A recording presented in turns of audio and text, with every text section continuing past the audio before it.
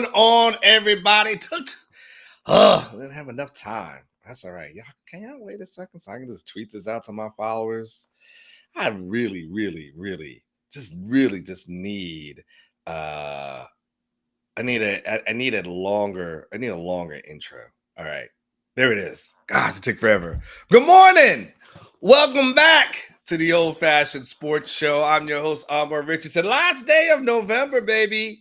Last day of November. Tomorrow, crack out your advent calendars for your kids and everything like that. You know, they got adult advent calendars as well. You know, for those who might have like the bottles, or I saw one that had like for wine as well. Like it just, every day just try different wine. Like no matter what, we will be heading into December, heading down to Arlington. Last day of maybe the last day of Officer Richardson, Snitch Richardson, with the police mustache that I have in the celebration of November. In fact, I was going to wear this for you guys today, but I decided not to because it's a kind of an older shirt. But I was going to wear this in honor of Snitch Richardson, the old PAL Police Athletic League. There was an event that they had like a few years ago. You guys see at the Pan Am Recreational Center here in Texas. One of my homies, Officer Bohannon, shout out to Officer Bohannon of APD. He was one of the guys that was putting on one of the shows down at the Austin Police Athletic League. So I was gonna wear, that's probably like the only police thing that I had in my closet. So I was gonna wear that. And I was like, I don't want to wear that. It's like an older shirt. It's like a kind of a chilling around shirt. And I didn't really want to go that hard and try that hard for a joke.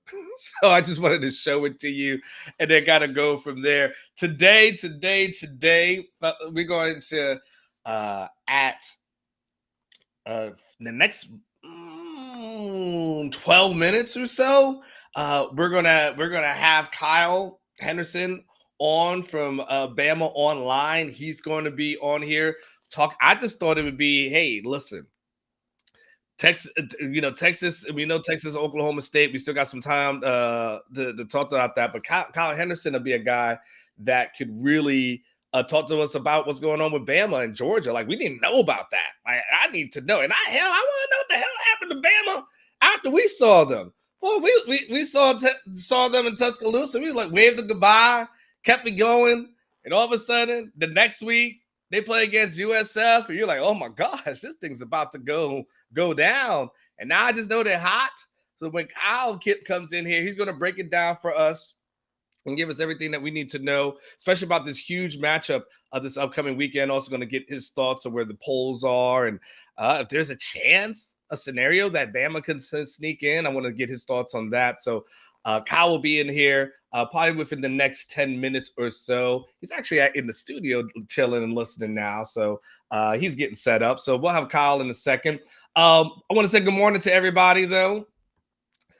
Hit the like button, hit subscribe to the channel if you haven't. But good morning, Texas board. Number one spot. Good for you. Zio_V, my favorite Hennessy bottle, is in the house. Robert, the other half of Bobby and Whitney. After football season ends, are you still going to have this show daily? If so, will you talk more about other Longhorn sports? Robert, yes. And I'll try. I mean, Robert, let's just be real. Let's keep it a buck here, Robert. Are you really want me to break down like cross country? Like, or what kind of conference? You want me to break down tennis? Like, I'm just going to be honest with y'all. It's going to be a limited audience for some of the other sports. Like, I know sometimes there's going to be certain times you're going to want to hear it, but I'm probably going to have to generate football conversation as much as I can every single day. It will be a challenge. That's what Alex and I talk about every day, but it's going to be challenging. That's for damn sure, but we'll figure it out. We'll work it through. I'll just talk Arch Manning every single day. How about that? What did Arch eat on Tuesday? What could Arch be doing in Austin on a Wednesday? Arch on Thursday. Do you think he likes In-N-Out or Whataburger? golden arches on Friday. Like we'll just talk arch because I know you guys will do that. No, that's a little lion food. I won't do that. But yes, it can't stop, won't stop. Good morning to you, Russ. Good morning to you, Gringo Horn. Good morning to you. Just another fragrance review as you get ready for work. Money B, we in the building. You damn right. Jesse's in here. The Brown Hammer is in here. The North End Zone King, hooker from Knoxville.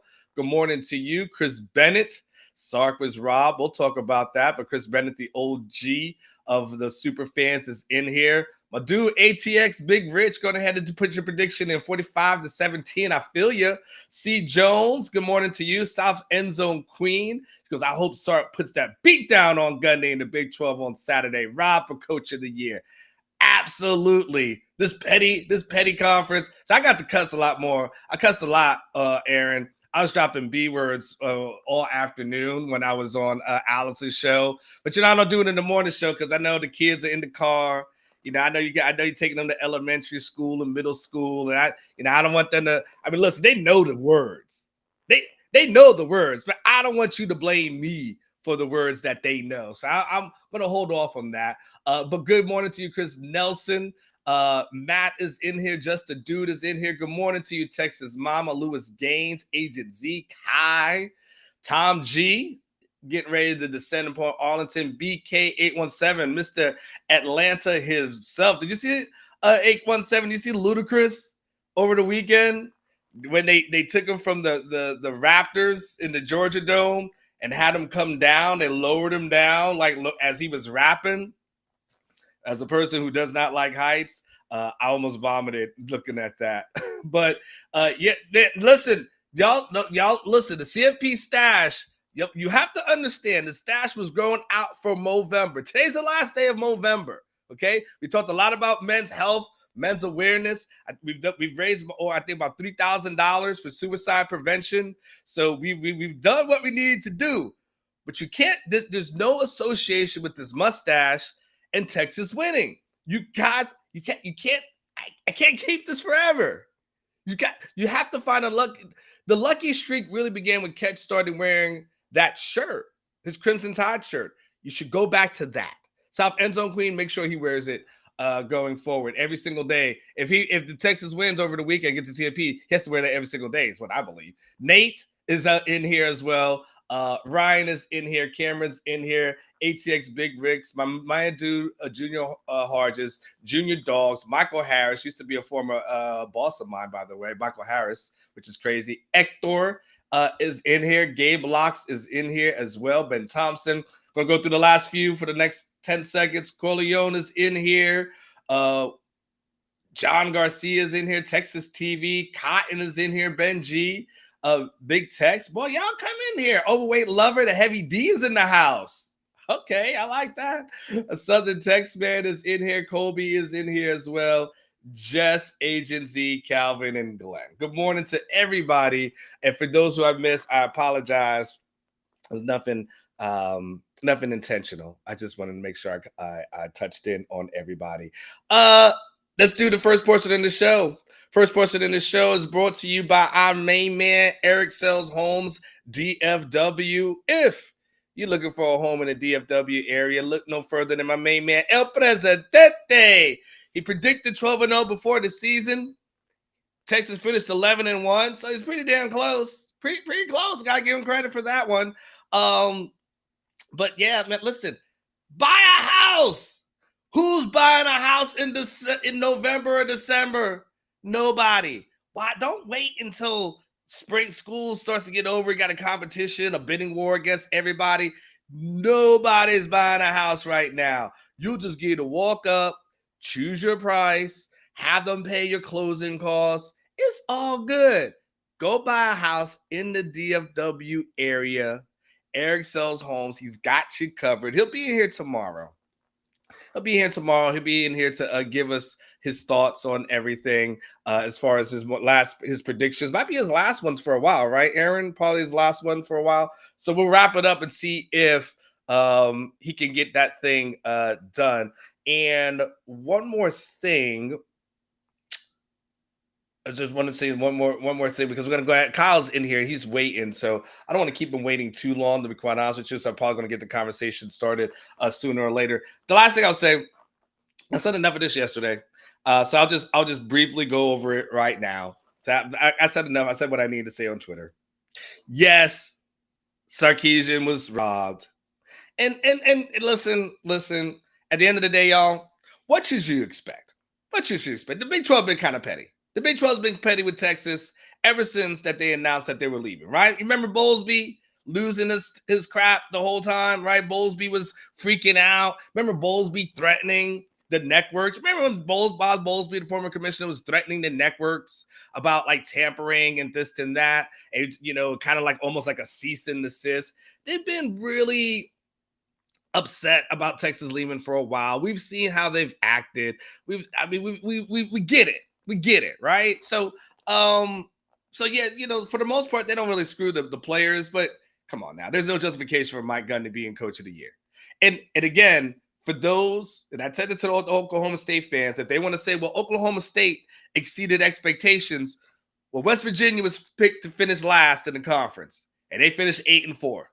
So if you talk about exceeding expectations, and it's about exceeding expectations, well, Neil Brown should be coach of the year, right? If that's the criteria, exceeding expectation.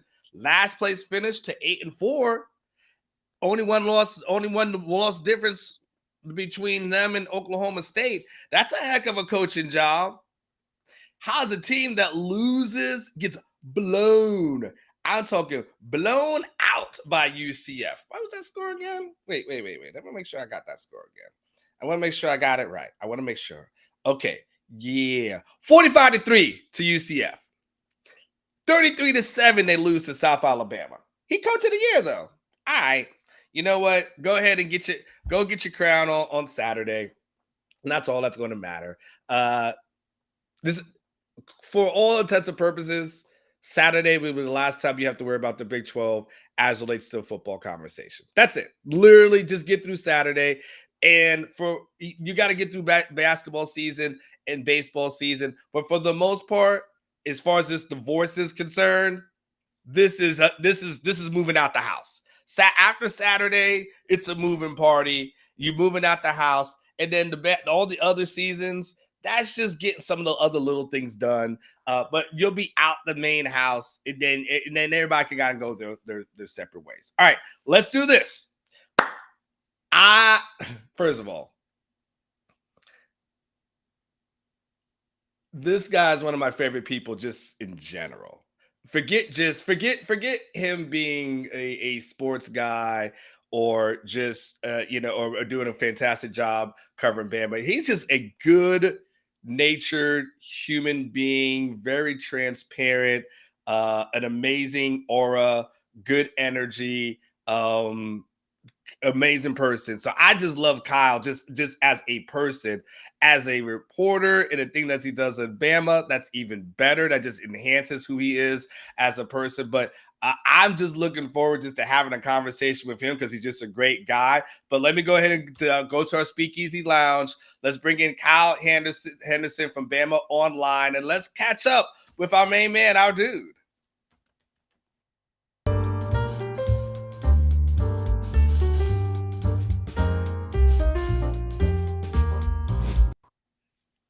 Good morning, Kyle. How are you? Yo, what's up, man? I appreciate you having me on this morning. And what's up to everybody inside the comment box? I appreciate you guys being here.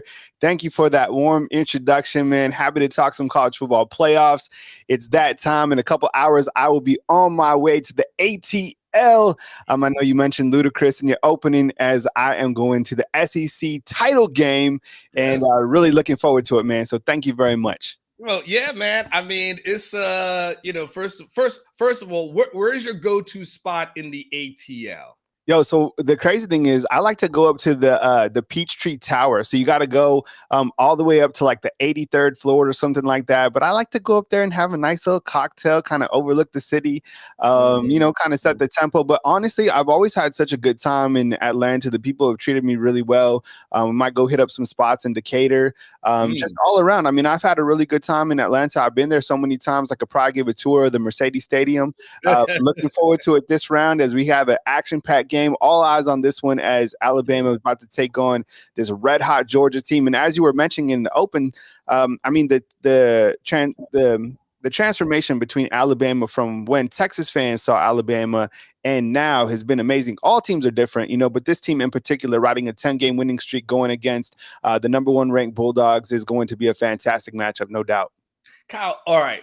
Last time Texas fans saw Bama, like I said, yeah, their team went to Tuscaloosa and did something that nobody really does to a Nick Saban team, right? They're more physical on that night. They win by double digits on that night.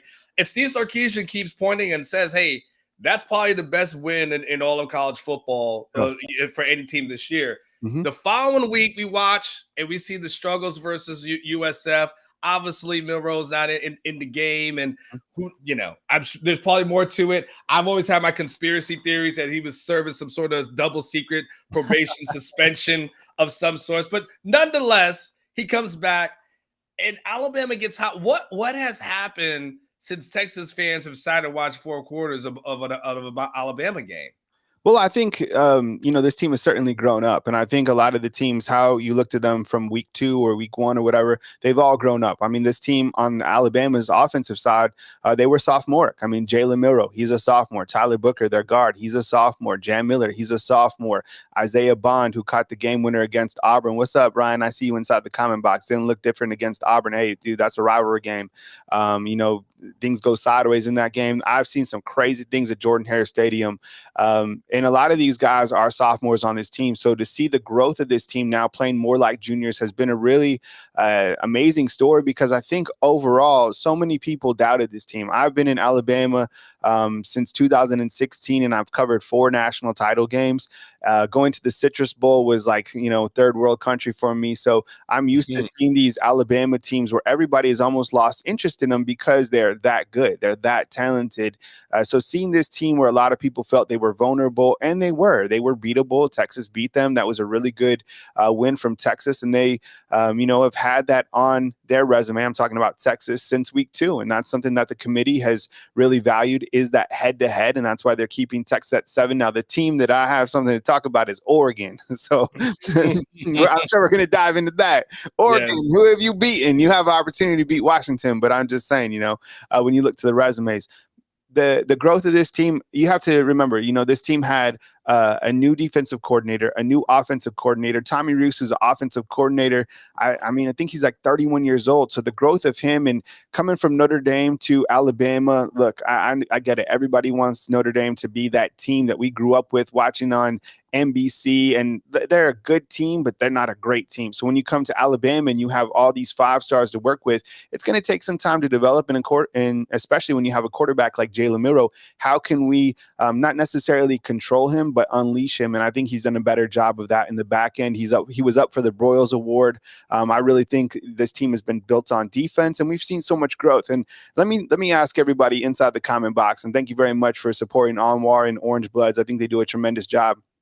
Okay, if we're judging teams from how we saw them in the beginning of the season, or holding them accountable overall, remember that time in the world where we thought that Colorado, I didn't think this for 1 second, but people thought that Colorado was going to be this team that could continue to move up in the college football rankings. No, that was all a facade. And I think Oregon got some style points from beating Colorado early in the season, as they did in Eugene, Oregon. Colorado, look, the story behind that and how Coach Prime was able to rebuild a team, that was really interesting. And I think that was notable for what he was able to do in the beginning of the season. I covered the Colorado Buffaloes. I had a company that operated out of Boulder. I know how challenging it is to win. So look, you have to rank the teams as they're playing at this point in time. Put the best 4 teams in college football that are playing at this point in time, not back in week 2. No disrespect to the win against Alabama from Texas, but rank the best 4 teams right now, not based on kind of the overall. And I get it, the resume stands a lot in terms of the committee, but the teams right now, the best 4 you got to go with. All right, so let's do it. Who's Kyle's top teams right now? Like, you're in the room. I put you in the room. I took out one of these idiots who doesn't know what the hell they're voting for, and someone has a real criteria. So I replaced you. Yeah. Give me your rankings then, Kyle. Well, one of the things that stands out to me is kind of the wins over current top 25 teams as in this point in time.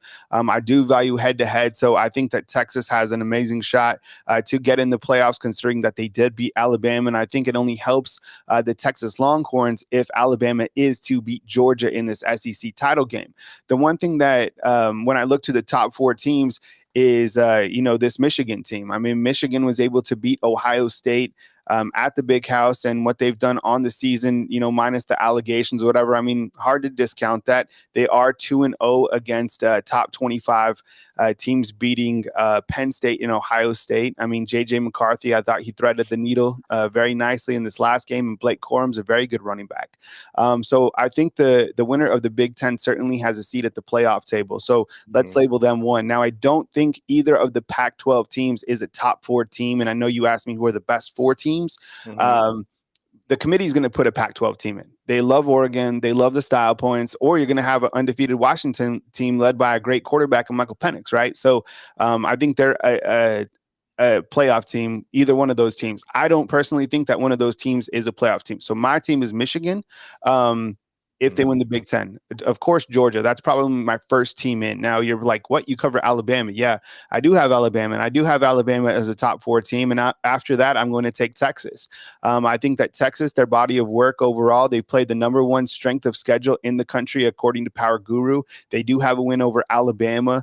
They were able to win some games that were difficult without Quinn Ewers. And I thought Malik came in and did a really good job. So I have Michigan, I have Georgia, I have Bama, and I have Texas. Now, look, I think Oregon has had a great season. I think Washington has had a great season. I think Florida State has had a great season. Florida State, look, I don't think that Florida State was a playoff team with Jordan Travis, and I don't think, especially with him out, and thoughts and prayers to him, and hopefully a speedy recovery to an absolute baller. When you look at the quarterbacks across college football this year, Jane Daniels, Jordan Travis, Penix, Bo Nix, Quinn Ewers, Jalen Milroe, all these guys that are playing at such a high level, and you hate to see that for the kid, but overall, I just don't think that Florida State is a top 4. So my top 4, Georgia, Michigan, Alabama, Texas. Okay. You didn't say Alabama 3 and Texas 4, though, right? You just said that. I think that will be up to the committee to kind of determine. I mean, I wouldn't be surprised if 2 SEC teams still get in the playoffs, to be honest. I mean, I think if you're taking the best 4, which is their ultimate job, then that's what you have to do. Realistically, I don't think that's going to happen. So if Alabama is to somehow beat this Georgia team, because Georgia's team is phenomenal. I mean, I have some stats right here. I mean, their resume: 29 game winning streak, number 6 total offense, number 9 total defense, beat number 11 Ole Miss, number 21 Tennessee, beat number 9 Missouri, 3-0 versus top 25, number 58 on Power Guru. They're a plus 210 to win the college football title. Brock Bowers is going to be healthy. He's an absolute monster. Carson Beck is another guy I didn't mention in terms of quarterbacks. The guy is playing. Nobody's talking about him. He is absolutely on fire. So if Alabama beats that Georgia team, here's my question to you guys. Check this out. Because if think about this, because Texas beat Alabama and they love kind of style points and what Georgia has been able to do. What if Alabama somehow to beat Georgia, right? And then they still take Georgia into the playoffs. And you're like, what? Could that happen? Yeah, it happened last year when Kansas State was able to beat TCU. So look, this team likes Georgia. They value Georgia's overall resume. They love Oregon. They love Michigan. So, and Texas has that win that I think has been a trump card all year against the Alabama Crimson Tide. Well, that's why, Kyle, when you said and I want to talk pass, because when you said like, hey, the best path for Texas is for a Bama win, that's kind of where I would actually disagree with you, because I feel like the best path for Texas is a Georgia win, because they eliminate the Bama conversation, any kind of tendency for do anything. The best path to me is a Georgia win and an FSU loss. That puts in a Big 12, a Big 10 team. That's fine. That puts in a Pac-12 team. That's fine. Georgia's in. That's fine. And that's automatically Texas gets to probably move up, right? So I think for me that's there. I want to know for you, what's the path? You've done the math. What's the path for Bama to get into the top 4 to get into the playoffs this year? Because it's going from 8 into the 4. That's not an easy task. What would need to happen for Bama? Well, I mean, it's pretty simple, Anwar. I think it's to beat Georgia. I don't think there's any type of score that needs to be, they don't need to win by 7. They don't need to win by 14. They need to show the committee and the rest of the college football world that they are still at the top of the college football mountain. This is a great opportunity to beat Georgia. Overall, Georgia has the best resume in college football, 100%. That's why they're the number 1 team. The way that they're playing, Kirby Smart has them playing at such a high team. So it's amazing that Alabama's at 8 and Georgia's at 1. That's Alabama's best opportunity. Alabama, since they lost to Texas, they have been in an elimination game every single week. And that's also kind of been added fuel to the fire for Alabama, because they know, a slip up against anyone knocks them out of the playoffs. So yeah, and I see what you're saying in terms of Georgia beating Alabama, because then it does eliminate Alabama, and Texas can get in depending on what happens with Florida State. The Florida State team, it's I wouldn't be surprised clearly if they lost to Louisville. I don't think anyone would be. If these guys win and they're 13-0 and they make the playoffs without Jordan Travis, look, you can't penalize the whole team. I get it, but they are not a top 4 team, even with Jordan Travis. They weren't.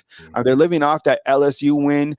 They were trailing 13-0 to North Alabama in the first quarter when Jordan Travis was still in the game. If Alabama was trailing 13-0 to Chattanooga, they would be held to a different standard. They would be knocked out of the college football playoffs. So, I think that Alabama's best shot to get in is just to simply beat the Georgia Bulldogs, who are number 1. And then, I can see, Georgia or Texas. How are you going to value that head to head? Because Alabama would have beat Georgia and Texas would have beat, Alabama. And then you might have to just go to SEC champion. Who was the SEC champ? Who was the Big 12 champ? So, So in that scenario, let's do this. Let's do this. Let's say that Michigan's in. Right, and then nothing happens crazy against Iowa this weekend. We assume either Oregon or Washington is in, right? So we'll put them in there. Okay, in our scenario, let's put FSU as an undefeated team in, right? Because no matter what, in the rankings, they are at number 4, right? So we can't, we can't. Sometimes I keep saying we can't apply logic to a committee that seems to be illogical, right? So now, if in your scenario, if Bama could beat Georgia, you got a 12-1 Georgia, you got a 12-1 Alabama, you got a 12-1 Texas. Who gets that last spot? I mean, I guess it would be, Can you see a world where the SEC doesn't have a team in the playoffs? Can we see a world where Georgia lost, Bama won, Texas is a conference champion, but Texas beat Alabama, but the committee's saying, you know what? And all the things you just cited about Georgia, we're going to penalize them. Yeah. Like, who gets in if it's Georgia, Alabama, and Texas all with 1 loss? Yeah, I got it. Look, I think that, one of the things that I look at is with the ACC is this particular fact. So you have Louisville, who just played Kentucky. Can anybody remember the score of that game? They just played, okay? So Louisville was a top 10 team, okay? Georgia and Alabama just completely took Kentucky to the woodshed. I mean, it could have beat them by whatever you wanted. Kentucky beat Louisville this past week. So the ACC and the SEC and the ACC are not built the same. I think we all know that. Does the committee know that? I'm not sure. There's a lone rep from the committee, and guess who he's the head AD of? He's the AD at Kentucky. So Mitch Leinart is the Kentucky AD. He's the lone rep of the SEC, and so he has an opportunity to tell the committee, look, I faced Georgia, I faced Alabama. These are the 2 teams.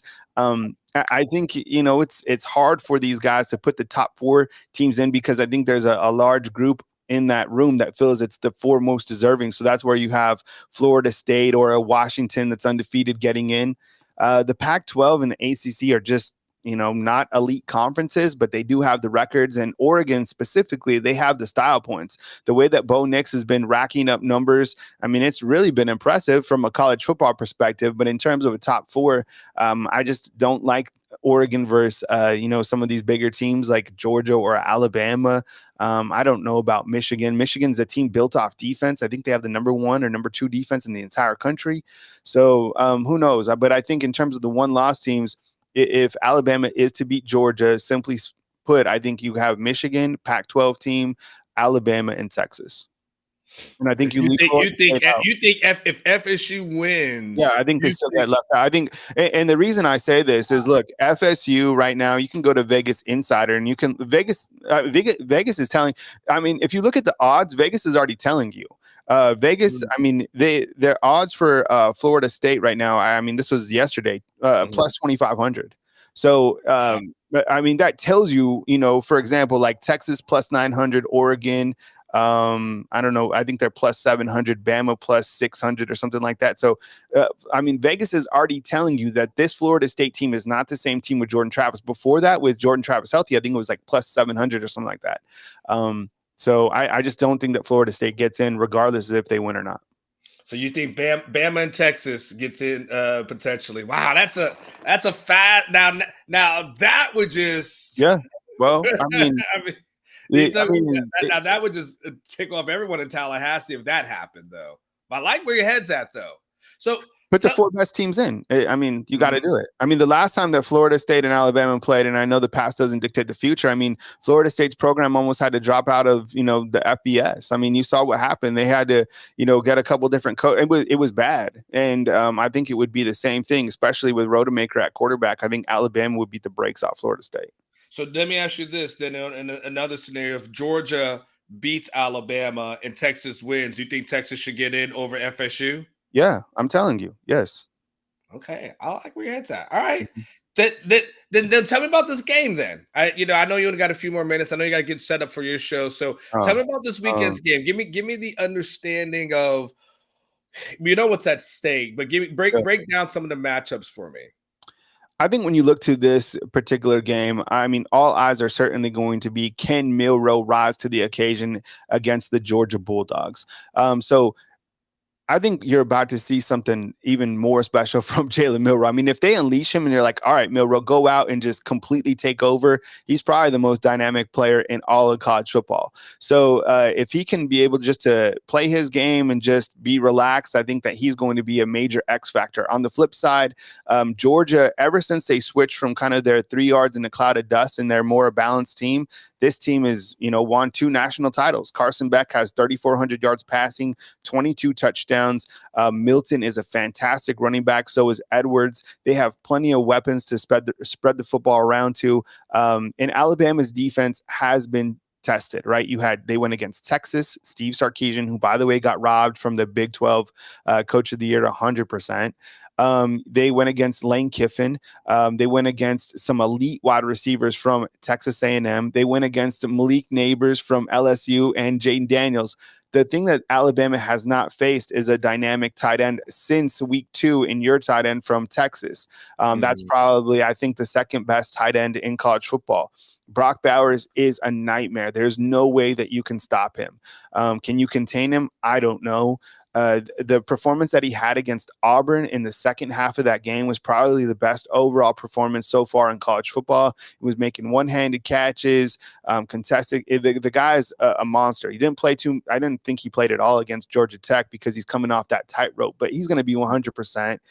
So stopping him is going to be a major challenge for Alabama. I think it also comes down to this key stat. So when you look to the SEC title game, check this out. Alabama's quarterbacks, I say that, have been sacked a total of 39 times this season. It's one of the worst in college football, okay? Georgia's quarterback, Carson Beck, has been sacked just 10 times. Just 10. So Georgia's offensive line is phenomenal. Now, with that said, Alabama has 2 edge rushers that have a combined 17 sacks, and that is Dallas Turner, who's a top 10 pick in this next year's NFL draft, along with Chris Broswell. So when you look to storylines of the game, you have to get to the quarterback if you're Alabama. You have to somehow stop Brock Bowers. And then the third thing is special teams play. Will Riker, who's up for the Lou Garza Award, who probably will win it. His next point, he'll be the all-time leading scorer in NCAA football history, right? He missed 2 kicks against LSU down the stretch, and he missed a kick against the Auburn Tigers as well. I don't know if that's starting to live up in his head. As we know, things float up to kickers' minds. If he can block that stuff out and you can play good on special teams, that's probably one area where Alabama has the edge in. So it's going to be a challenge for Alabama, but this is the one year that Nick Saban has had reverse rat poison to work with. And what that means is they don't believe in you. You're number 8. They don't believe you belong here. They don't believe in your ability to throw the football, Jalen. They don't believe in this defense that you can stop, Brock Bowers and Carson Beck. So there's a lot on the line. There's so much at stake, more than the SEC title game, the playoffs, and I think going forward too. I mean, if Georgia wins this game, I think Georgia wins the national title game. And that would be 3 in a row for Kirby, and really a passing of the torch from Nick Saban to Kirby Smart. And you look at kind of the NIL deals and everything that kind of follows that. There's so much on the line in college football, but give me Bama this weekend. They've continued to step up week after week when people continue to doubt them. This team's on a mission. I don't think that this team loses another football game this season. Wow. All right. So do you have a score prediction yet, Kyle? Or are you working on that in your head? I don't know. I mean, maybe like a 35-31, something like that. I think there'll be some points on the board. I mean, how could there not be? I mean, these two teams are going to get theirs. It's a heavyweight fight. There's going to be some points on the board. I think it's going to be another thriller in Atlanta. I like Nick Saban, and it's not hard to like what he continues to put together in big games like this. Last thing, Kyle, I'll let you go. Kind of a big picture question. You've obviously this year more than any other year, you followed Texas and you've kept up with them. You've had a chance to see them in person. Obviously, Texas joins the conference next year. How ready do you think this program is to compete week in and week out with the big boys in the SEC? I mean, they're ready. I mean, pay Steve Sarkisian whatever he wants. I mean, this is the coach that we thought he was going to be. I've been a big fan of Steve Sarkisian.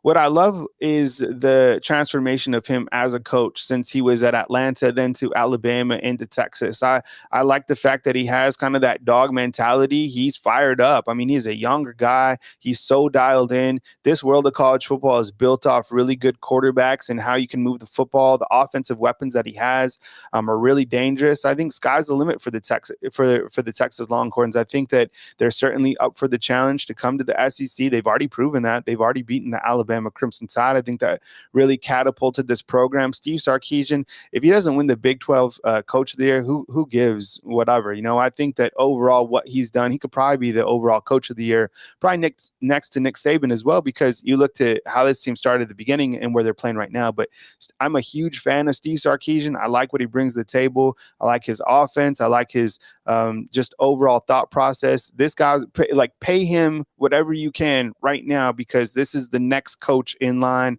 just completely trending the right way. And I'm not just saying that because it's a Texas-based show. Everybody knows it. Steve Sarkisian, his rebuilding process has been amazing, and I'm really happy for him personally. Kyle, tell everybody how they can follow you, check you out, get you on YouTube, online, everything like that. We gotta keep up with you this weekend for sure, Kyle. So tell everybody where to find you.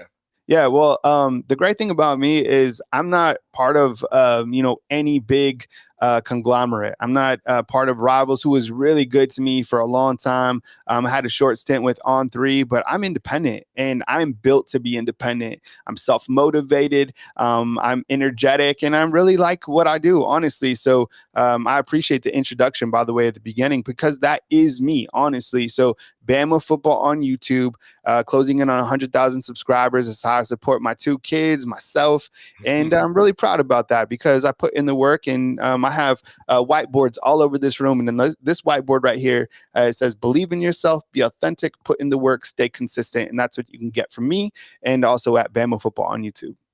I think that the transparent conversation that we had, during the SEC media days before we went on, that was like that set me over the edge as far as like, I love this dude, because the transparency that you have, you talk, you share our stories, and so many. The kind of last thing I'll say is like part of like Movember, it's been like the men's health, the men's health awareness, and things to that effect, right?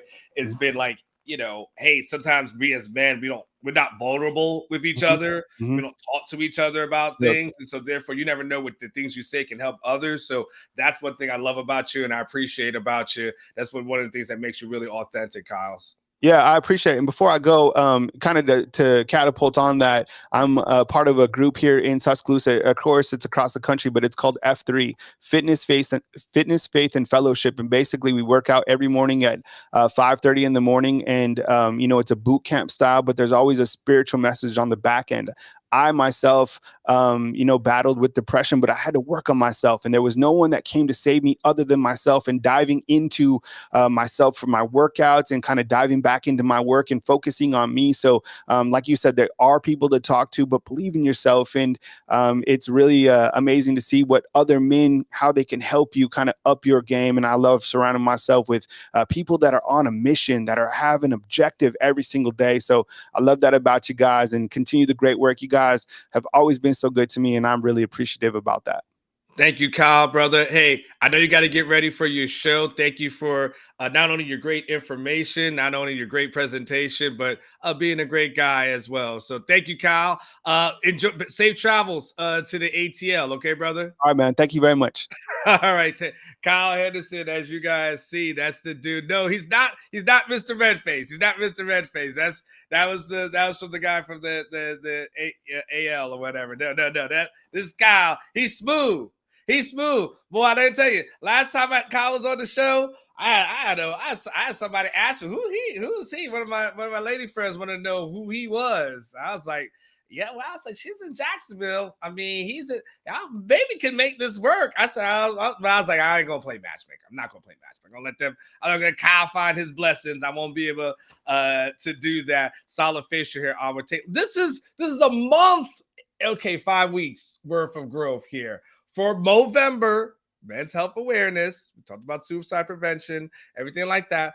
But listen, y'all, the thing's it's coming off after this weekend. It's coming off after this weekend. But Kyle, just so you know, they said they think it's not the stash of some sort of good luck stash.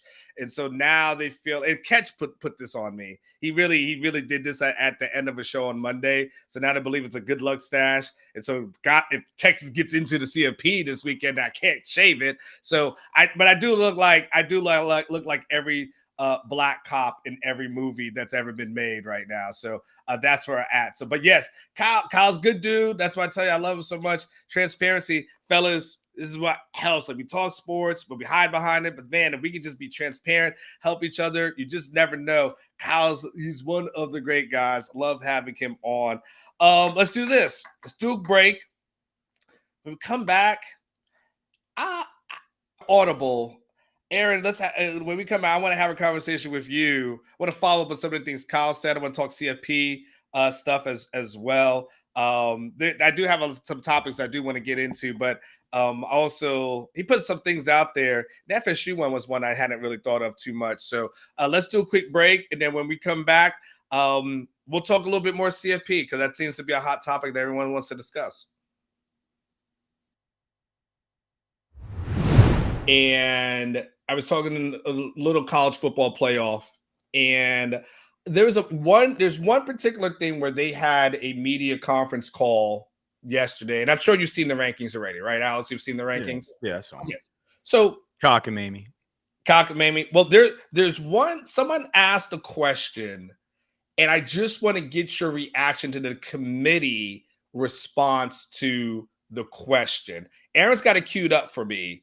And so this is where we're at. I want you to hear this, Alex. Okay. Yes, thank you. Could either one of you give me sort of a sense of the pecking order of criteria that the committee will use next week when determining the top four? And I know this is a hypothetical, but should Alabama and Texas both finish 12-1 with one spot available, how do you determine which one gets in? Hey, this is Bill. Thank you for asking. Those tiebreaker criteria are not prioritized. So it'll be up to the judgment of each committee member which of the tiebreakers are more important to him or her. There's just no established priority for the tiebreakers. Yeah, and just to add on to that, I mean, there's so many great games coming up this weekend. 7 of the 8 teams are playing in conference championship games. And quite frankly, we're all looking forward to watching them. It's been a great year and this season, and we look forward to seeing how it ends up. So, Alex, when they say, hey, Texas and Alabama, what's the criteria?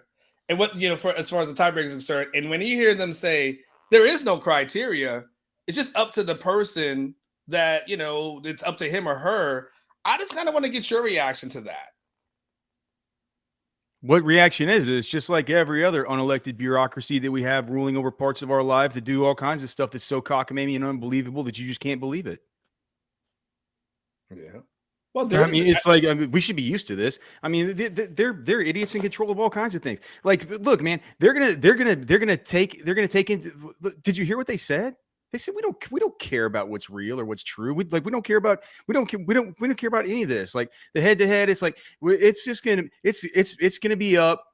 It's gonna be up to the people who do we even know who these people like? How do they get who chose them? I don't know how they get selected. But see, this is an important deal to a whole lot of people. There are people invested in this. There are people who care a lot about this, right? Who chose these people and who gave them the power to say, like, oh, let me wave my wand. It's like I said on Twitter last night. These are glorified diving judges. They hold up a sign that says 9.5 or 9 or something. It's just my own subjective personal opinion that's going to trump things that are absolutely true, like the fact that Texas went in to Tuscaloosa and beat that football team.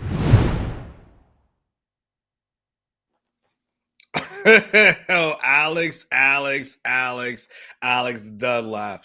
By the way, guys, weekend is almost here. Friday is right around the corner. Maybe you're going to be heading up to Arlington.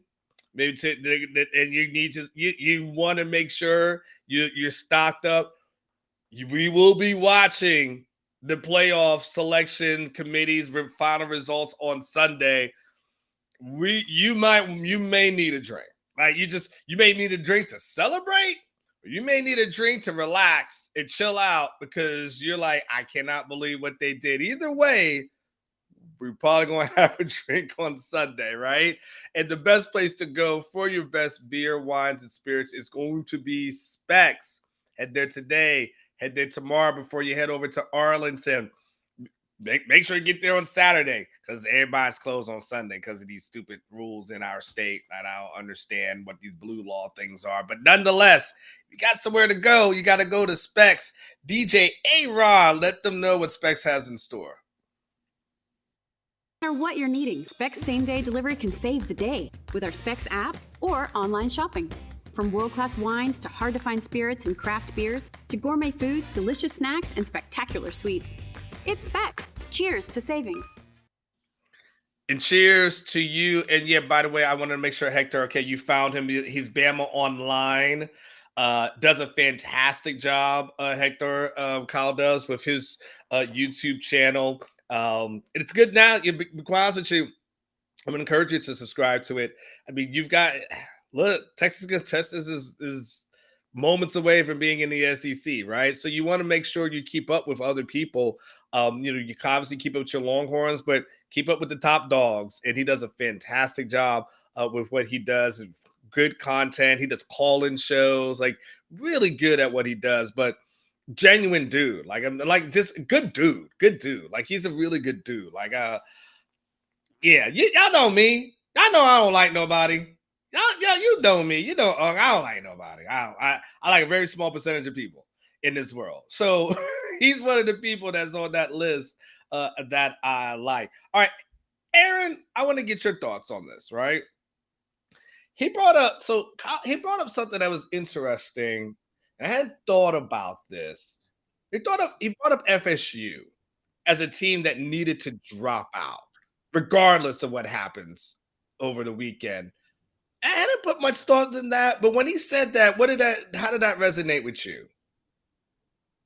I've been making a lot of the same arguments. I didn't agree with like everything he said, but the FSU stuff I actually did agree with. I just think it's part of the criteria. The committee has talked about they have to evaluate the team right now. And if there's a key injury, then they definitely have to consider that. And I just don't, it has been an issue with the 14 playoff. These semifinal games have been largely bad. There have been a couple good semifinal games, but especially the 1-4 matchups, there have been so many bad games. And if this were a different year, Anwar, where there were 4 deserving teams and the 5th team is all right, then yeah, put in a 13-0 Florida State team that deserved it, even if they're going to be 15, 16-point underdogs versus Georgia. But there's a lot of really deserving teams this year. I would not have an issue if Florida State got left out because Texas is a very deserving team. I mean, we talked about the Pac-12, the Big Ten, the SEC. There's 2 good SEC teams.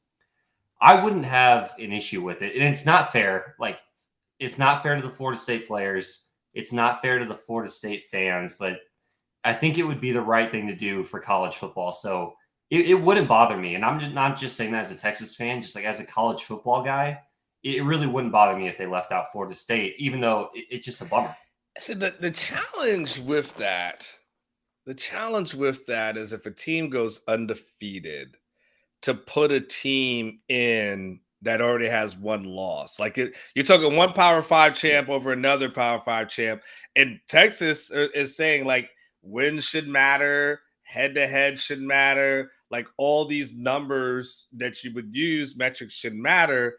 And then it's like, well, we'll throw that out because with FSU, because they just don't look as good as they should. And it's like, well, you can make the argument that Texas didn't look as good versus a Houston, or Texas didn't look as good versus a K-State, right? Or Texas didn't look as good in another program. So it's almost like, how do we apply the wins, right? Is it the wins more important for this program, but not that program? Like Texas, wasn't really knocking down the doors when Malik Murphy was the quarterback, right? They weren't setting the world on fire themselves. They were just getting the job done. Like, you know what I'm saying? Like, how would that work? How does that work? I think it's just different though, because Jordan Travis is out for the year. We know he's out for the year. Like, yeah, Texas, they looked sketchy with Malik Murphy. They've looked sketchy sometimes with Quinn, but like we know Quinn Ewers is healthy right now.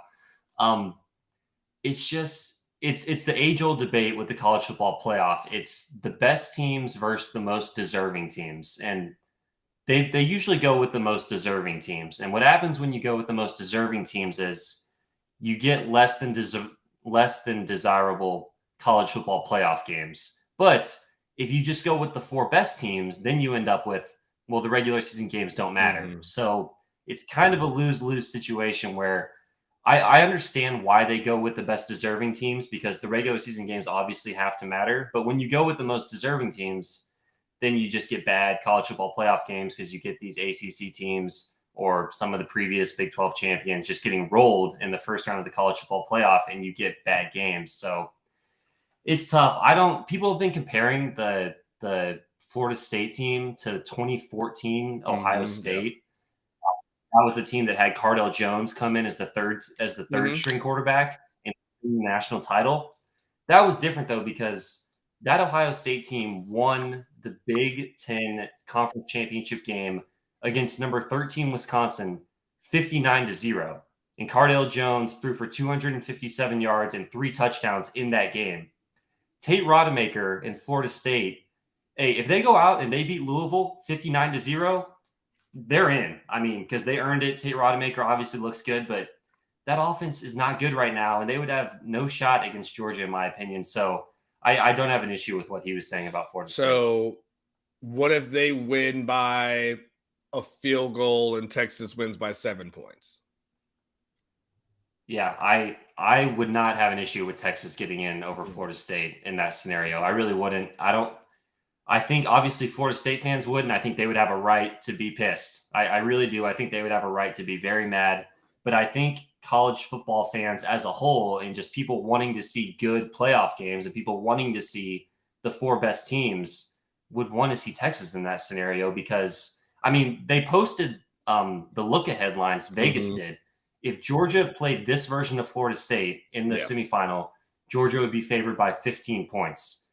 If Georgia faced Texas in the semifinal, Georgia would be favored by 8 points. that's a full touchdown difference. Like that's a pretty big difference when you're talking about how competitive of a game we're looking at on paper. So I don't think they will do that. Just to be clear, I don't think the committee will leave out undefeated Florida State, but I wouldn't have an issue if they did. It would be interesting, and it's unfortunate the committee doesn't actually have like odds makers in the room, because if it's about like, hey, these are the best games, right? Well, then there would be some sort of Vegas odds maker that's in the room that says, well, actually, it's not the best game. Like I can tell you that we'd make this a 15-point spread. You know, we'd make this one a 2, we make this one a 3. Like that's where it is, and so it's the whole thing is very fascinating from that perspective. All right, the other thing I wanted to talk about, because you and I talked about this beforehand. The Texas fans do believe that Bama beating Georgia is the best path for Texas to get in. And of course, this conversation is assuming Texas wins on Saturday, right? I mean, so let's just that's a given, right? I don't believe that, and you don't believe that, and you tell me why you don't believe that. Yeah, I think what that is it's Texas fans trying to cling to hope to where this is the scenario where Texas can get in even if Florida State wins. Like they think even if Florida State wins, if Alabama beats Georgia, well then Texas has to be in over Georgia because Texas is a conference champion and Georgia's not. And then Texas also has to be in over Alabama because they beat Alabama head to head. I'm not going to sit here and disagree with all of that. I don't think that would happen. Like, I'm not going to say that shouldn't happen. I don't think it would. I think you just root for Georgia because the cleanest path, like we've agreed with this, Georgia wins, you knock out Bama, Florida State loses, Florida State's out. Texas has to be in at that point. I mean, it would be like Texas and one loss Ohio State, which shouldn't be a debate because Ohio State doesn't have a conference title game. So that's the cleanest path. I mean, I guess hypothetically, if like say Florida State played on Friday night and Florida State had won on Friday night, so we already know Florida State had won, then I guess, yeah, you can root for Bama because then I guess there's a chance at chaos. But the number one chance, and I think really the only chance, is for Florida State to lose. So I think Texas fans should be looking at this through the lens of Florida State losing. And if you're looking at it through that lens, a Georgia win is like a slam dunk like a slam dunk Texas is in. Yeah. So I'm going to be pulling for Georgia. Yeah, for sure. I'm the same with this. And I guess it goes back to the Maya Angelou quote, which says, when people show you who they are, believe them. The committee has showed us who they are. I mean, the rankings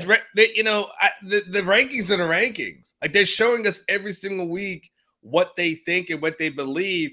And I think, the thing is that I think people can try to apply logic to a group of people that have been very illogical. And so we're applying rationale. And so sometimes when I talk to like a Texas fan about this, or I talk to them whether it's on Twitter or a phone call or whatever, I'm like, I ain't arguing against you. I'm telling you how they are, right? And you're expecting them to make, I talked about it, Alex, like at some point, they're expecting folks to somehow change the things that they've been showing and thinking when they've had every opportunity to do it. But the moment they ranked Oregon versus ahead of Texas, that just showed you that whatever facts that you may come to the table with, and you think I've got all these cool little facts, and they're like, it's like the old newsroom motto. It's like, never let facts get in the way of a good story. And that's what happens, I think, with the committee, is that they're not letting facts get in the way of a good story. All right, thank you, Aaron. I'll knock out some of these super chats as well. Thank you, Aaron. I just want to get your thoughts on that. Major Alexander, he goes $4.99 to super chat. You get TCU and Oregon in the championship game against SEC teams that got their ass kicked. Okay, I don't know where you put that in as far as the conversation was, Major. So wasn't, I hear what you're saying. By the way, well, TCU won their semifinal game. So just we're clear, Major, they beat Michigan in the semifinals. Now they got their ass kicked in the championship game. But TCU did pull off the upset, and I believe that would have had to been an upset against Michigan last year. And so that's a team I thought would get smoked, and that didn't happen. So you never know as far as that is concerned. I know you have another super chat that came in as well, so I want to make sure I address that. He goes, "It's like they're giving the SEC national champion. It's like they're giving the SEC national championship at this point." Look, I spoke to someone yesterday, and this person is very, very familiar with the committee. Just extremely familiar. So I picked his brain for like 30 minutes. And he said this is what he told me. He said one of the jokes is that if a committee member submits a vote, or top 4 vote more specifically, and it doesn't have an SEC team in there, it gets automatically rejected. And they have to go back and find an SEC team. He kind of explained it to me. He explained it to me like they get into a room. It's really interesting, by the way. Explain it to me, they get into a room. The votes are unanimous. So, no one knows who said what. Now there's a little panel of people who kind of oversee. It's almost like they vote and then it kind of all goes on the screen kind of thing. It's kind of how it goes. But no one knows who does what. Now, if you do something crazy, like put USF at number 1, like it's fine, but then somebody might pull you out once you get outside the room and say like, "Hey man, what happened with that whole USF or lady? Like, what happened to that whole like USF number 1 thing?" But for the most part, when they talk about it, if you can explain it, that's it. It just is what it is. But Major, it's hard to have a world. I mean, this is what we got to think about. Let's just take being a Texas fan out the equation. All right. So just take off your burnt orange for a second. Okay.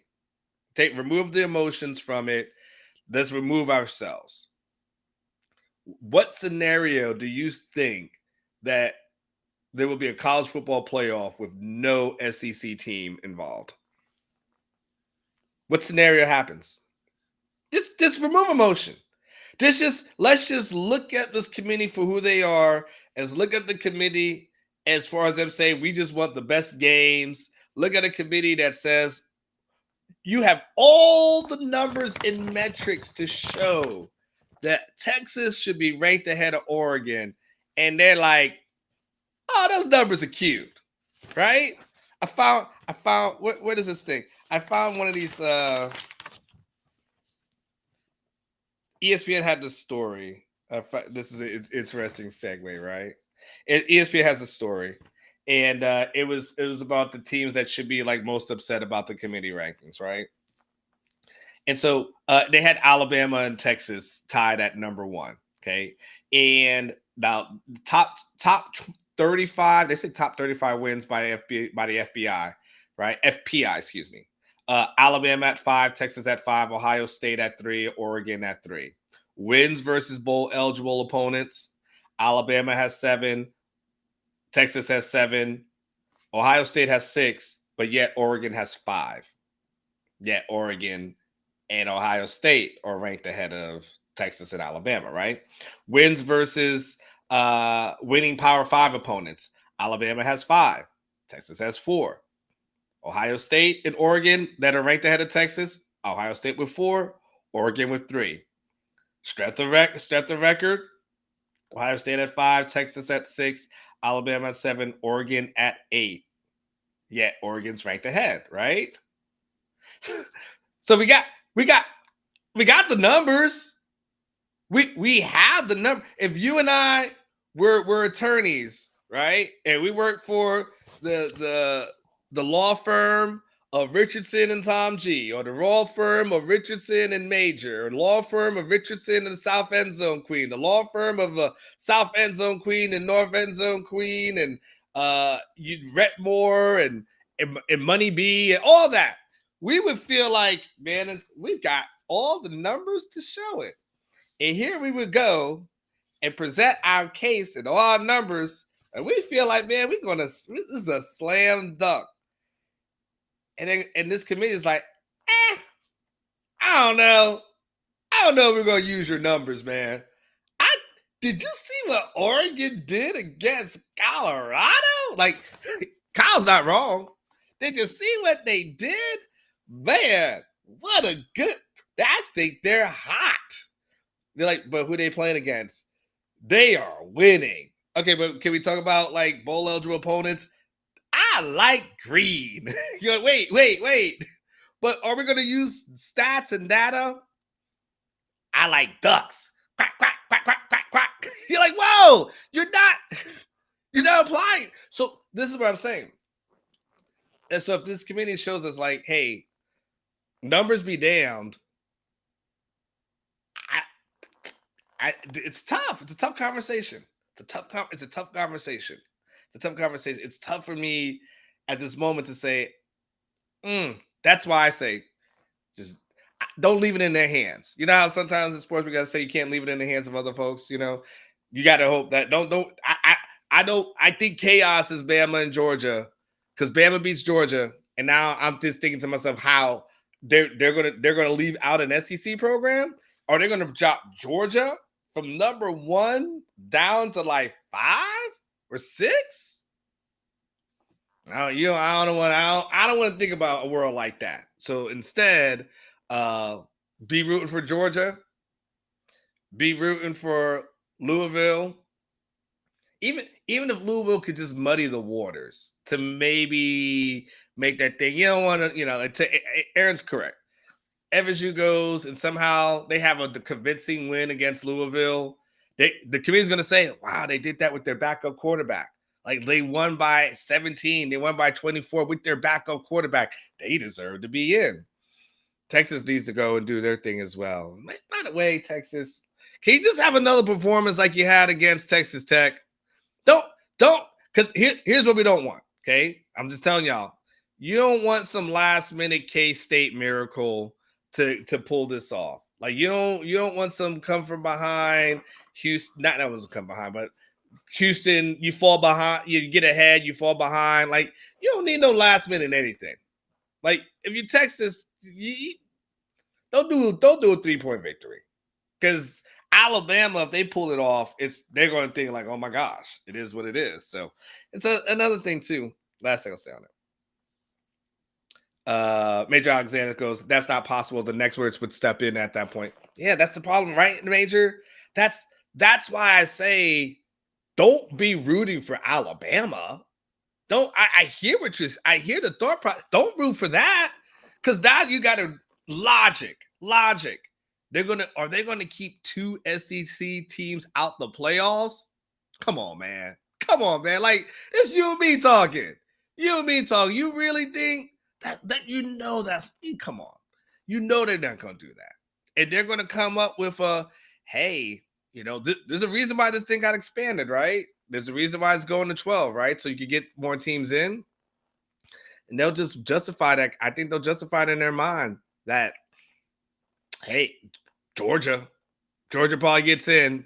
Could it leave the SEC champ? It's probably the easiest way for them to do it, because then if they did Georgia, they can leave the SEC champ out and the Big 12 champ out. Be like, well, championships don't matter, I don't just piss off everybody, right? At that point, I just go for like, hey, nobody's championship mattered. Really, we just like the best. It's crazy. Can I say the last thing on it though? Oh, the super chat came in. Billy, go ahead, Billy. What the hell is a Ford Taurus? Are you serious right now? Are you joking? They didn't discontinue it, did they? No. They still make them. First of all, why are you asking me that question a day later? I ain't mentioned the Ford Taurus today. I mentioned the Ford Taurus yesterday. So you've been sitting on this thing, and you decided that you want to ask this thing, but you don't know what a Ford Taurus is. You ain't never been pulled over. Do you not see police every single day on the street? Every single day on the street, that's what you see is a Ford Taurus. Like every single day. Do you just live in a world that you don't notice this? You never just got a ticket. You ain't nothing. So Not the SUV, because those are the Explorers, I believe. It's the other one. It's the cars. It's called the Taurus, man. But you've been sitting on that for a while. I'm trying to think, why you said that now? You could have said that yesterday when I was talking about the Taurus. But why you saying it today? Huh? What you trying to get at, Billy? Huh? You trying to come for me? Come for me? Don't worry about it. As an officer who brings kids down to the power league, come on, kids. Got officer. I get kids off the street, right? I get the kids off the street. Got to make sure they have a little activities. Come out there to the gym. Work it out. Go for Georgia. Go for Louisville. And the last thing I'm going to say, I'm just going to say the last thing. We'll talk a little bit more about it tomorrow. It's still good for that we're actually having these conversations in November, heading into December. Wait, can we just take a step back, no matter what, and say, you know what? Damn, 11-1, and this is the conversation that we're having. This sure beats the conversations that we have been having for over the last few years, right? Well, I wonder if we're going to go to the Texas Bowl. Is there a chance we may go to Florida and play in the Cheez-It Bowl down there in Florida? Or is there a chance, all this other stuff? I guess we're going to go back to San Antonio, to the Alamo Bowl, all that. Man, at least we're having, good problems to discuss. This beats the alternative. At least it's not just we can hope Texas can win in recruiting. What I'm saying? Just take this, just as we conversate and as we talk and as we debate and as we try to figure out stuff, man, at the end of the day, at least we're having good conversations. At least this program is heading in the right direction. At least Steve Sarkisian has done the damn thing this year. At least everything is going well and going in a positive direction. So, yeah, just go handle the business. We'll see what happens. But I'll be honest with you, I'd much rather have these conversations and discussions than where's this program headed? What's going to happen next? You know what I'm saying? All the crap that we've had to talk about. I'm in a good mood. I'm in an absolutely good mood. So anyway, no, Tom G said you don't want to hear, but you don't want the Cotton Bowl, any other New Year's Six, but that one. That's the one you're going to go to, Tom G. That there's no choice. It will be the Cotton Bowl. You have to do the math. They're not going to do. If you do the math on it, Tom G, that's it. That if Texas doesn't get in, it will be the Cotton Bowl. So you got to get used to that. You will have no other choice, or hell, you talk about you going to Cotton Bowl. No, damn times I've been to Dallas area this year. Man, I've been there for Big 12 Media Days. Of course, I had to go there for the Red River. Then I had to go for the for Fort Worth TCU. So that's 3. Now I gotta go back this weekend. That's 4. If they happen to get in to the Cotton Bowl and they don't make it into the CFP for whatever reasons, that's 5. That's 5 times since the season started. Really since July. 5 times since July that I would have had to have made that trip. So Tom, cry me a river. I may have to go back again. Which, by the way, I don't mind the area. I like the area is pretty nice. But yeah, man, I don't want to go. You want to go to San Antonio? That's it. We want to go to San Antonio for the week. We go to Riverwalk. You, Tom, go out there in the water. Just take some pictures. Everybody ever done one of those boat tours? I've never done one of those boat tours. I'm walking. I can see the Riverwalk. Why do I need to get in the boat? And it's all crammed in there too. You ever see that too? They're all crammed in there. They're packed into that thing. And I don't view it. I don't know. It's just not a beautiful body of water that I just feel a need that I need to just go down and see. I like water, but I don't like water that much. I wonder how many, the other thing I always wonder how many drunk people fall into the Riverwalk. Have y'all ever seen a drunk person fall into the river? I don't know how deep it is, but it's got to be like that. There's no railing. Like there's got to be drunk people that fall in like every single weekend into that thing that have to be like fetched out. Like I don't know. I'm sure there's probably something on YouTube. Let's see. I got to get out of here early too today, by the way, because we got the Prize Picks show, so I want to make sure I get that. So I want to talk some factual stuff over the next like 15 minutes or so. We already talked about Steve Sarkisian. Well, who cares about the award at this point? This is what it is. Chris Nelson. Wait. Hold on. I'm catching up to the chats. Ours dates never complained when his Taurus had an odd vibration. What? Wait, no. Hey, you know what? Let me tell you something, young bucks.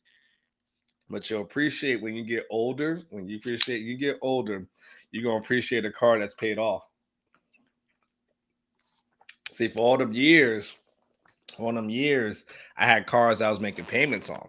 All these years, I've had cars making payments on. Man, I paid that thing off. And then you hit to the point where you're like, man, I don't want to have $400, $500 coming out my account every single month, $600. Sometimes it's a little bit more, depending. You get one of those big boy SUVs, something like that. I don't want to pay that. So you know what I want to pay? Enough to keep for some tape to keep my Ford Taurus going. So I'll get some duct tape for about $3-4 and tape something up. It's something to be said about for paid, you know, and not worry about it. See, people with short money, a lot of times they want to buy like the nice supercars to impress folks.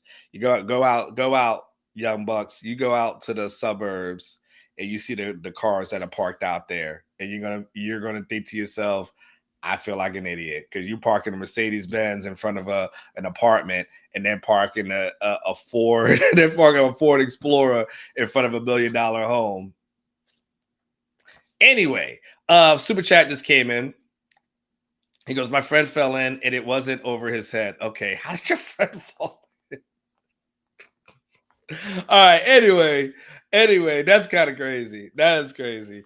All right, so the Big 12 gave out some awards. Big 12 gave out some awards. Big 12 Defensive Player of the Year to Tavondre Sweat. Big 12 Defensive Lineman of the Year, Byron Murphy. So that was a good sweep there. Big 12 Offensive Newcomer of the Year, Adonai Mitchell was there. Drunk, that had to be it. Big 12 Defensive Freshman of the Year. So the good part, as relates to the Big 12, at least for the voting was concerned, even though they didn't want to give anything to Sark, there's props and the respect that he deserved, rightfully deserved. At least when it came for voting for the players themselves, they didn't screw him over. So that part is okay. It was good to see. Big 12 first team, Xavier Worthy, Jatavian Sanders, Kelvin Banks, Burt Auburn, Byron Murphy, Tavondre Sweat, and Jalen Ford. And by the way, I think at some point we're going to have a conversation. You know, Burt Auburn still isn't on scholarship. You know, he's not on scholarship. At some point, we may have to have that conversation. Like, I'm not going to do it today, right? Sark's going to be in a good mood, or he may be kind of dialed in. It's a Thursday. He probably be dialed in. So that's not like a Thursday question. You know that, like, poke at him. At some point, you guys say, the problem is, I think Will Scone is on scholarship, and so now do you have two kickers on scholarship? But the guy who's kind of kicking his ass off this year, he probably deserves a scholarship. Just saying. So yeah, at some point, yeah, that guy's gonna have to get broken off. Is just what I'm gonna throw that out there. And there's the other thing too. If I was Sark, like I'll just as a preventative measure, if I just want to be a little preventative, I wouldn't want the transfer portal to open, and what a valuable asset of mine isn't taken care of.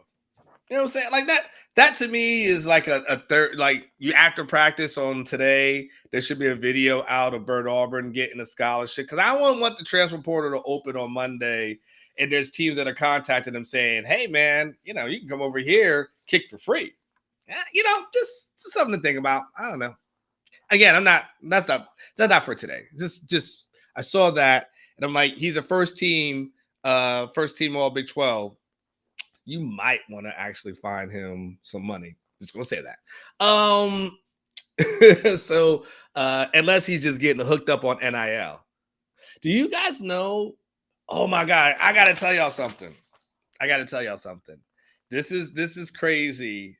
I have not been able to look into this, but I've been told that one thing that some programs are doing, not Texas, but I've been told one thing that some programs are doing, it's crazy, is that, and I know, and what I haven't figured out is how I can find this out, that some programs, major programs, top-ranked programs, what they're doing is they're using NIL deals and people are paying for their college through NIL deals in order to free up more scholarship space. So they'll have a few guys, especially premier guys, right? Instead of being on their 85, they'll be like 81 or 82, 80. And then these other people could get NIL deals. And then it's a way to get more people in, you know. So now instead of like 85, I've really got like 90. But we're only paying for 85. You know, the school's only paying for 85, but I've got like 90 quote unquote players on scholarship. So in any case, I don't know, it's just a random thought. I just don't have time to go pull everyone's records to find that out. But somebody will do it. I have enough people who listen to the show. Somebody will do it. All Big 12 second team. That beep that you hear, by the way, is our Slack channel. And so I have to do a better job. But let me just mute this. Can I just turn this thing off? Oh, wait. I don't know. I just hit something. Anyway, there should be a way to mute this thing. Why am I unable to mute this? I hit speaker now on my thing. I don't even know what the hell I just hit. It's huddling? What is going on? Hold on. I don't know. I'm just going to close this thing out. All right, there we go. You guys don't hear beep? It's beeping like hell on my side. So maybe just beeps on my end, but it's so annoying, so distracting. All Big 12 second team: Jonathan Brooks, Adonai Mitchell, Jahdae Barron. Honorable mention, go down the list: Kelvin Banks, CJ Baxter, Jonathan Brooks. Honorable mention for Offensive Player of the Year: Terrence Brooks, Ethan Burke, Trill Carter. Honorable mention for Defensive Newcomer of the Year: Keaton Crawford. Special Teams Player of the Year, honorable mention: Alfred Collins, Quinn Ewers, Gunnar Helm, Anthony Hill, Christian Jones, Jake Majors. You just run down the list: Ryan Sanborn, Baron Sorrell, Michael Taft, Jaron Thompson, and Jordan Whittington. Then, are you hearing anything? Hold on 1 second. Aaron, I did something. I'm now playing music. I somehow played music in my Slack, in the Slack channel. Did you hear it? It was like some sort of relaxing jazz music. This damn channel is annoying as hell, man. This is why I don't know who the employees are at Orange Bloods, because I literally just start, like, when I get here, I don't know how to hit mute. I don't know how to. I'm just gonna turn this off. That was something happened on my Slack channel. Everybody, something happened where do you know what that setting is to play the music, Aaron? What is it? No, what is it? What did I do? I think it looks like there was an update on Slack to where we used to mute the conversation. Look in the bottom left now, and you should see your little like logo, and that's where you can mute it. This happened to me the other day. Okay, so bottom left. I don't. Oh, you might. So when I see my avatar, yeah, click on that. Oh, here we go. There we go. All right, Yes. Boom. Okay, that Good because TV. it was at the top right, so I hit the Yep. top right, and then there was like these headphones that popped up, and then what music is this though? Yeah, I don't know. You started playing music in our main channel. That was weird. Wait. Let's. So what? Wait. So I said I think I hit start huddle. Okay, so huddle is happening. All right, and then it's no. I want to see what this is. All right, so now I've left this in here. All right, I'm gonna see. I'm gonna see what happens, Aaron. I think you're trying to call everyone to like a conference call. So I think we're about to have all of Orange Bloods. Oh, I don't want that. How do I do that? Leave that? So I'll leave it. Well, how do I play the music though? I don't know. Okay, well, fair enough. Fair enough. At least it was just, music and stuff. It would be horrible. It was like something else. All right, let's do some Oklahoma State stuff. Let's do some Oklahoma State. I want to show you. Let's do the Gundy thing. So, Aaron, so everyone can kind of see what's going on. I just want to give you guys a quick Mike Gundy scouting report. So you guys, as we get a little bit more into Oklahoma State, Mike Gundy, when he was a 2-time Big 12 Coach of the Year, apparently he's number 3. The most important things, if you go to maybe like the 4th one, is kind of the numbers that you guys need to know. Oklahoma State ranks 8th in the Big 12 in scoring offense. So that they're at a 30.2. Nothing really spectacular about that. And scoring defense, while ranking 8th in total offense and 6th in total defense. Again, doesn't spectacular there. The Cowboys lead the nation in 4th down defense, allowing opponents to convert on just 17.4% for 23 of their attempts. Ollie Gordon is the name that you'll hear a lot. Obviously, you're hearing it a lot this week. You're hearing a lot this weekend. He leads the nation in rushing, 1,580 yards. While ranking, how does he always find running backs? That's a fascinating thing. While ranking 2nd in rushing touchdowns, even though he kind of stumbled upon that one, Aaron, because it's kind of like he wasn't using Ollie Gordon at the beginning of the year. And Ollie Gordon pretty much says like, yeah, this is some BS. You need to start running me more. And then Gundy starts running him more. And then all of a sudden that happened, right? So there's that. But ranked 2nd in rushing touchdowns, 3rd in all-purpose yards, 9th in yards per carry.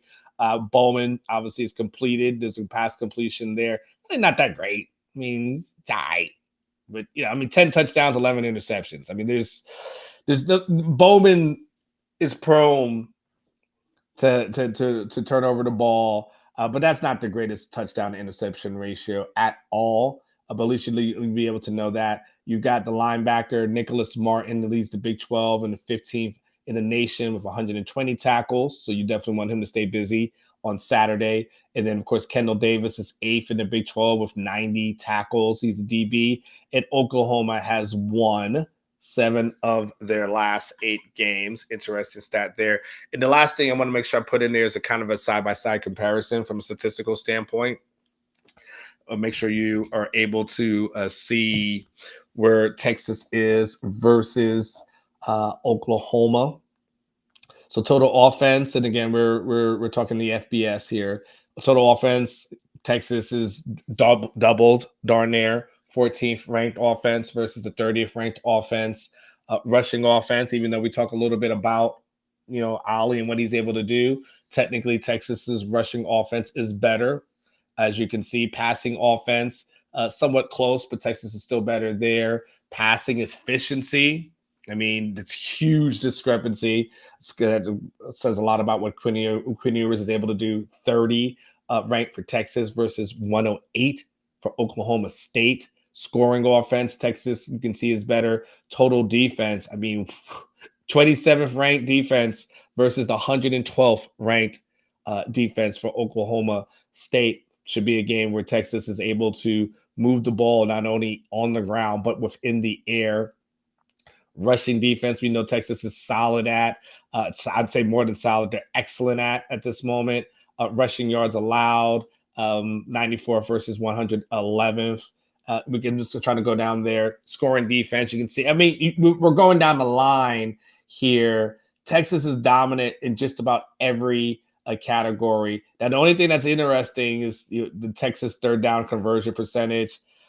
It just is what it is, y'all. It just is what it is. I mean, the season's over. We're in the postseason, so you don't expect a huge drastic change. Just understand, like, this is where they are at this moment. But from a third down conversion percentage defense, Texas is ranked number 1 as we continue to do that. The red zone is also another fascinating one. I mean, the red zone offense, Texas is ranked 104th in red zone offense. Oklahoma State is 46th.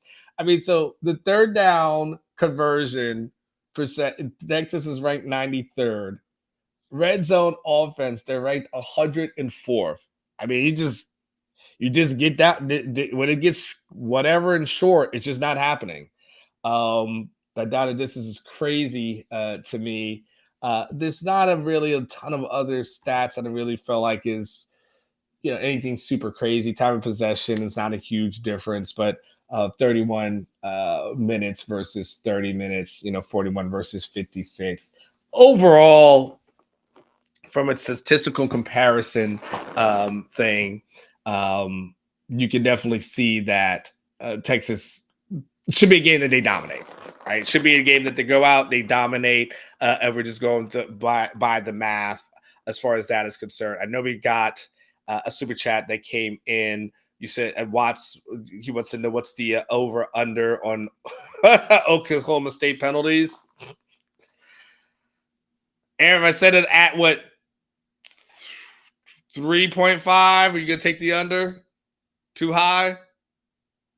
3.5. I'll set the line at 3.5. You tell me if you take the over on the under as far as the penalties are concerned. I think the majority of us would probably take the under. And they're not calling penalties on Oklahoma State. I mean, if you're the Big 12 at this point, I mean, you just go all chips in on the fix, don't you? You just go all chips in. You're just like, hey, this is what we're going to do. And if you're Texas, you just got to make sure you don't leave it up to the officials. You just got to make sure you do everything as clean as possible. But we'll know. We'll know. I mean, how many holding calls there are going to be against anybody going against Tavondre Sweat or Byron Murphy on Saturday? I'll set the line at 0.5. How about I set the line at? Can I set it at?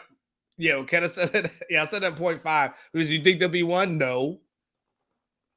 It takes an absolute assault of Xavier Worthy for him to get a call, and it still doesn't happen when that happens. It's the craziest part about it. But okay, so we got that. I just want to make sure we got some stats that were in there.